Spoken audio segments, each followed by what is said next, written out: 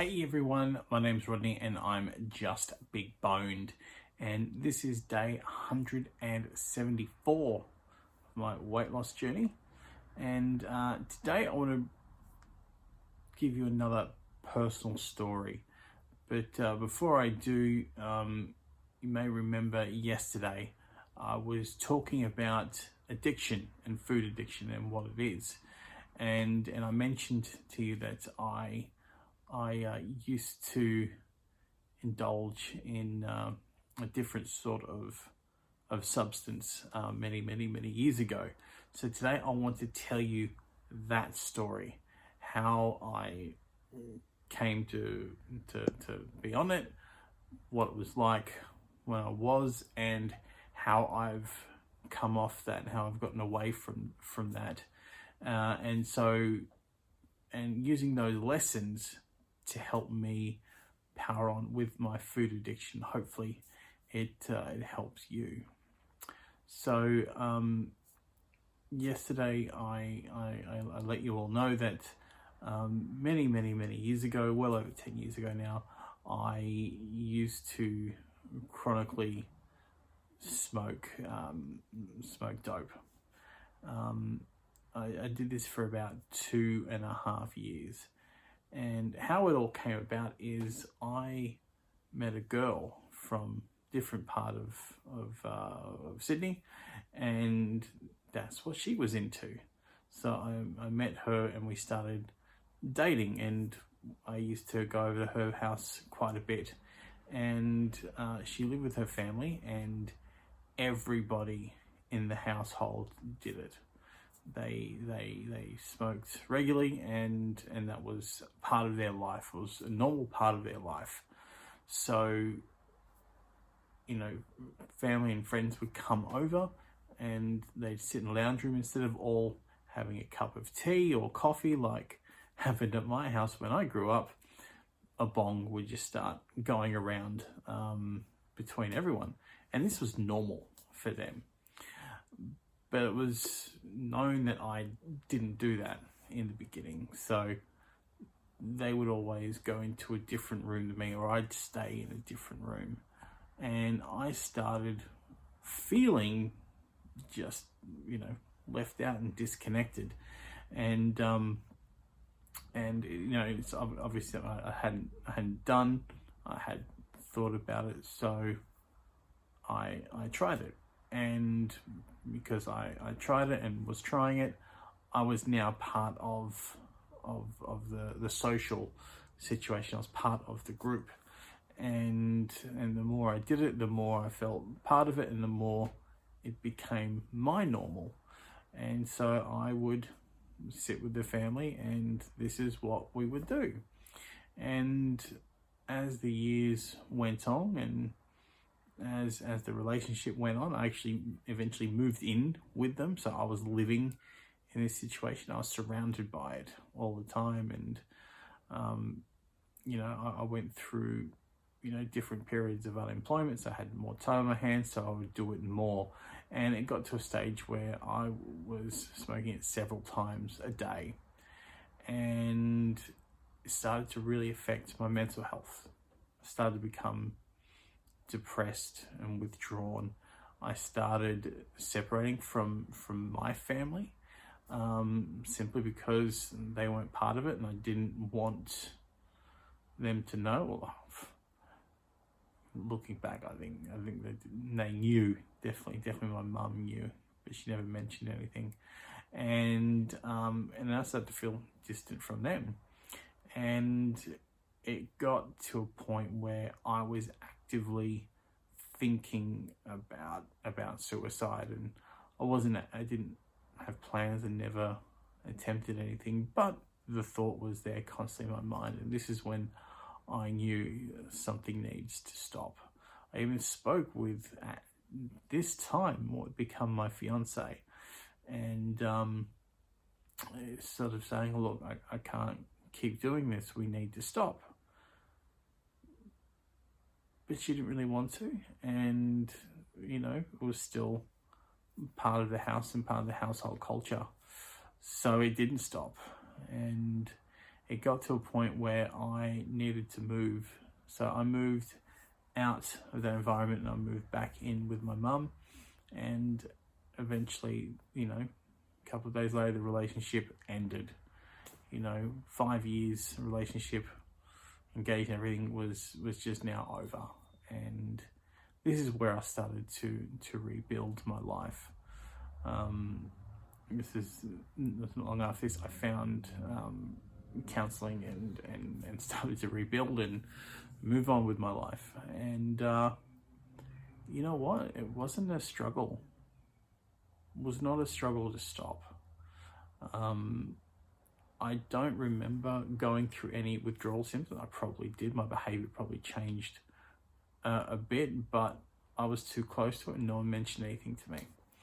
I did notice I stopped coughing up black shit as often as I did, and yeah, it got to a stage where it was a year later and a couple of years later, I got to a stage where it was like over 3 years later, now I'm living in a different share house, and one of my housemates, when he'd have friends over, a joint would go around, and I didn't even need to partake. I could just say, nah, thanks, I'm all good. I was still part of the circle. And this is excuse me, this is what I realized about it. The reason why I was doing it and doing it so often, one, it was a social thing. I did it to feel as part of the group, which is obviously one of Maslow's hierarchy of needs, that need of belonging, and this is the way of me feeling belonging. But also too, it was in my environment. It was constantly in the house, it was constantly all around us, friends, no matter what, it was constantly there. And just removing these two things from my life, removing the social need for it and removing it from my environment, it was so easy to just not go back. And these days, I don't feel any need. I don't get any cravings or anything like that. I don't, it's a part of my life that's done and over. I'm glad I went through it because I've learned from it, but I have no desire to go back. And if it was offered to me, I can go, yeah, no, I'm good, thanks. I don't do that stuff. But it was just simply identifying the root cause of it. Now, not everyone going through any, sort of addiction is going to find it this easy. And I don't want to sound blasé, and I don't want to paint a picture that, it's just easy, just do this. And I'm not saying that, because I have worked since with people who are trying to give up some form of addiction, and a lot more harsher ones. And I do understand that it's not this easy, but the starting point was identifying or removing those reasons why I did it. So if we fast forward to now, how am I using this information in my current weight loss journey to really get control of the compulsive, addictive eating I've done in the past? Well, first of all, what were my reasons for doing it? So I'm looking at all the emotional reasons, how I deal with stress, how I deal with things, and I'm replacing those with other methods. I talk to people. I go for walks, which is a really great way of dealing with that stress, and I just identify those. Second of all, a lot of the foods I don't want to eat a lot of are out of my environment. Here, I've made it really easy to just drink the man shakes. I've got a whole bunch of snacks that I can have within reach, so it's really easy. But also I've put a plan of eating as well, and just writing something down has just made it really easy to just follow. Because yeah, sure, I've got a whole bunch of snacks I can have at home, but I'm still only sticking to 2 to 3 a day. I'm not especially now in lockdown, I'm not going backwards and forwards to the kitchen to quell my boredom. In fact, I'm using other ways to quell my boredom. You know, talking to you guys. I've just started getting back into you know, game design. I've got, you know, I've now got a family and a little boy that keeps me entertained and occupied. So really identifying and removing those reasons and those factors was a big help.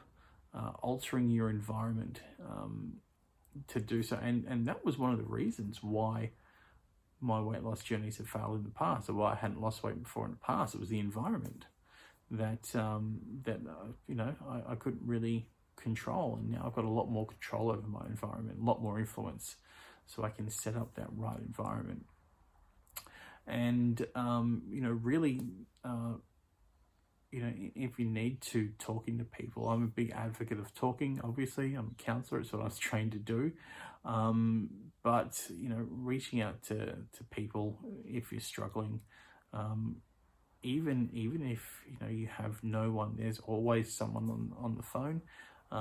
You can call a helpline like Lifeline if you're struggling, and don't think, oh, I'm struggling with food addiction, I can't call. Yeah, you can, because we had people calling up just because they were bored, and there's someone there to listen to you and to talk you through some things. If that's what you really need, you can do that. So I'm going to leave their number on the screen below if you're in Australia.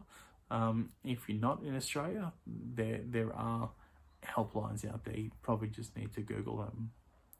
All right, so this is just my personal story and how I've overcome addiction. It may take different methods or more methods for you, depending on you and your circumstances. But if you don't know where to start just by reaching out to someone. You know, go to your doctor or your GP, see if you can get a referral for a psychologist or something. Call up a helpline, call up you know, a friend or a relative who's non-judgmental. If you're on the Man Shake, the Man Shakers community is a fantastic place for you to go and talk to people, and as a start. And if you really need to, drop me a line in the comments below. I'm more than happy to have a chat with you. All right, so that's just me. I hope you've gained something out of this story. Tomorrow is Saturday, so I'm going to do a weekly update, let you know how my week has been. If you haven't already, please hit subscribe and follow me on my journey. But over 140 of you now all following me, and your support has been fantastic. I couldn't have made it this far without all of your support, so thank you so much. And please hit subscribe, hit the bell icon, so that way you'll see when my videos are online, and also hit the like button to let YouTube know that you like this, so they can help other people find my channel and also get the help that you guys are getting. I'm gonna leave it there for today, guys. Thank you so much for watching, and just remember, I'm not fat, I'm just big boned.